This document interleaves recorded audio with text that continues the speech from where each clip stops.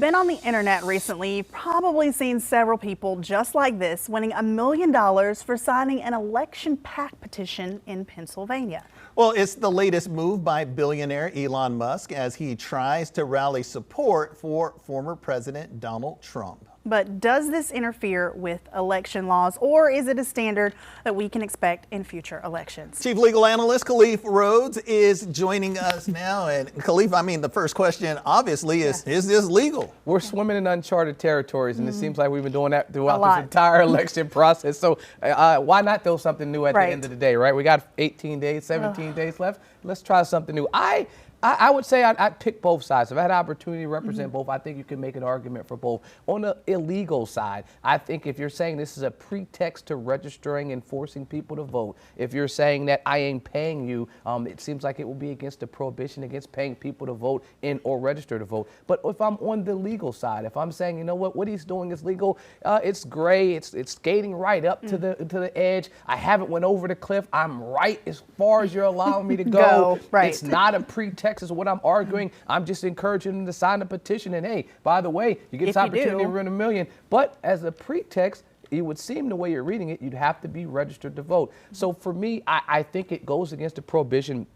10307C says knowingly or willfully paying or offers to pay or accepts payment for registering to vote or for voting. And they should be fined $10,000 or imprisoned for up to 5 years. And so I think that we're in an area that hasn't been decided, but historically this gray area has been avoided. So now, what if it is determined that this is illegal, right? What's the potential fallout here? I mean, you said those fines, but I mean, what I can tell you is the distance himself. So say if someone decided to say, you know what, the Department of Justice, like, this is illegal, we're going to bring a case against you, then I think you would clearly see a distancing himself from the Trump campaign because any negative press that he's getting from this, they wouldn't want any of that. But I do think that this is a case of first impression. We've had companies in the past attempt to do things like this and kind of walk away and walk it back. You had Shake Shack that was talking about free fries. You had Ben & Jerry's that was talking about free ice cream. And then what Ben & Jerry's did, I think, is what I would advise any company to do. We're talking about, at first they said, we'll give you free ice cream if you voted. But then they recognized and say, you know what, we can't do that, so we'll just give everybody free ice cream.